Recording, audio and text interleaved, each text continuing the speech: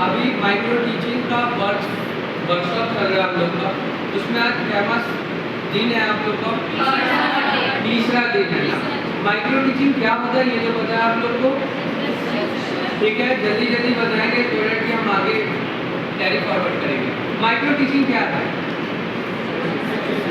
एक हाथ करके जल्दी जल्दी बताएंगे माइक्रो टीचिंग क्या है। क्योंकि देखो एक बात हमेशा याद रखना कि जब कभी भी हम अपनी क्लास को स्टार्ट करते हैं उसको प्रीवियस नॉलेज से हम उसको क्या करते हैं, कनेक्ट करते हैं। पूर्व ज्ञान हम ये मान के चल रहे हैं कि आप ऑलरेडी माइक्रो टीचिंग के बारे में सामान्य जानकारी रखते हैं। इसलिए मुझे कभी कभी ये पूछना पड़ेगा बीच बीच में आप लोग से कि आपने क्या जाना। फर्स्ट दो सेशन आई गेस ये तीसरा सेशन है ना आप लोग का। दूसरे सेशन जो लास्ट सेशन था वो कौन सी स्किल पे था, थोड़ा जल्दी बताएंगे क्या? Explanation skill. और उस स्किल में क्या होता है कि आप कैसे बच्चे को एक्सप्लेन करते हैं, कैसे बच्चे को समझाते हैं, किस किस तरीके से आप बच्चे को समझा रहे हैं और बच्चा आपकी बातों को समझ रहा है। और उसके पीछे का स्किल क्या था?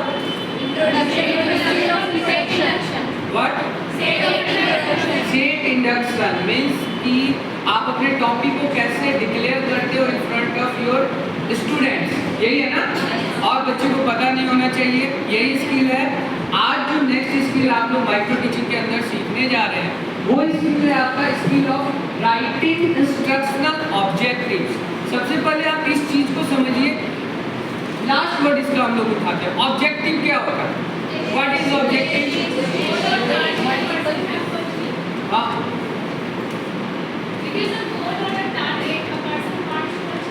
बिल्कुल, बहुत बढ़िया। ये एक तरह का क्या है, टारगेट है, एक गोल सेट करते हैं जिसको एक व्यक्ति अचीव करना चाहता है। और वो टारगेट या गोल कैसा हो सकता है? शॉर्ट ड्यूरेशन का भी हो सकता है और लॉन्ग ड्यूरेशन का भी हो सकता है। अभी आपके लिए शॉर्ट ड्यूरेशन का टारगेट क्या है? अभी जो आप बैठे हैं किस उद्देश्य से यहाँ बैठे हैं? वरुण सर का सेशन आप अटेंड कर पाए, माइक्रो टीचिंग के बारे में जो स्किल्स है, राइटिंग इंस्ट्रक्शनल ऑब्जेक्टिव, कैसे हम इंस्ट्रक्शनल ऑब्जेक्टिव को लिखना सीखेंगे, उस स्किल के बारे में सीखें। अभी तो यही आपका मेन ऑब्जेक्टिव है शॉर्ट टर्म का, शॉर्ट टर्म का तो यही है ना, ठीक है। अब ये एक उद्देश्य आपने तय कर रखा है कि वरुण सर से आज मैं ये स्किल सीखूंगा और वो स्किल क्या होगा? इंस्ट्रक्शनल ऑब्जेक्टिव का स्किल सीखूंगा। वैसे ही मैंने भी एक तरह का उद्देश्य ऑब्जेक्टिव लेके यहाँ पे खड़ा हूँ या आप लोगों के सामने वर्कशॉप का जो सेशन है उसको मैं ले रहा हूँ। और वो स्किल अब देखो दोनों का, आप अपने आप कोई ऑब्जेक्टिव या गोल सेट करते हो तो वो क्या सोचते हो कि गोल आपका अचीव ना हो, अचीव हो। सबको यही सोचता है कि जो मैंने गोल लेके चला वो गोल अचीव हो। आप यहाँ मेरे साथ 4 बजे तक बैठेंगे इस उद्देश्य के साथ कि सर से कुछ सीखें, ठीक है। और ये उद्देश्य की पूर्ति कब होगी? कब होगी? जब मेरा क्लास सेशन खत्म हो जाएगा, ठीक है। मैं भी एक उद्देश्य के साथ आया हूँ कि आपको ये स्किल सिखा दूंगा। और वो स्किल मैंने आपको सिखाया या नहीं, मेरा ऑब्जेक्टिव पूरा हुआ या नहीं, कब पता चलेगा? एंड ऑफ द सेशन, ठीक है। सेम बिना ऑब्जेक्टिव के, बिना किसी उद्देश्य के आपका जीना भी जीवन में व्यर्थ है। आप देखते हैं हर किसी का एक उद्देश्य होता है, बिना उद्देश्य का कोई रह सकता है क्या? कभी आप बेरोजगार पर्सन से मिलिएगा जो गांव वगैरह में रहते हैं या ऑफ द टाइम उनका कोई रूटीन नहीं है, कोई उद्देश्य नहीं है, आराम से सो रहे हैं, खा पी रहे हैं, उनकी ज़िंदगी और आपकी खुद की ज़िंदगी। आप एक टाइम को फॉलो अप कर रहे हो। दानिश कहाँ गया? यही वीडियो बना रहे हैं, ठीक है। ये भी एक टाइम को फॉलो अप करते हैं, ये भी एक उद्देश्य के साथ आते हैं सुबह सुबह रोज। और वो उद्देश्य क्या होता है? रोज लेट से इसका कॉलेज आना है कि हाँ भाई ये समय पे आना है, ये इनका उद्देश्य है, ठीक है ना। और एक सुधीर जो आपके गार्ड हैं, ठीक है ना, उन्होंने भी एक उद्देश्य लेके रखा है कि कोई भी कीमत पे इनको अंदर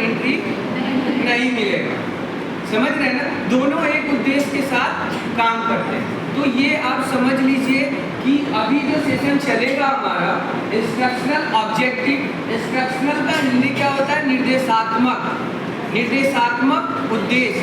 हर कोई यहाँ बैठा हुआ है एक उद्देश्य के साथ। आप लोग क्यों यहाँ बैठे हुए हैं?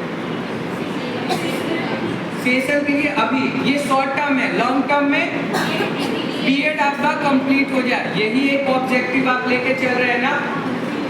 यही है ना? कुछ और ऑब्जेक्टिव है आप लोग का? नहीं है। दो आप ऑब्जेक्टिव लेके चल रहे हैं। एक लॉन्ग टर्म में ये कि आपका बीएड कंप्लीट हो जाए, और शॉर्ट टर्म में क्या है?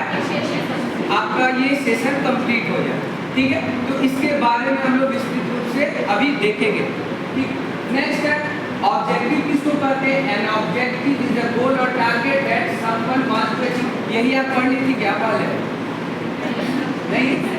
ओके, ठीक है।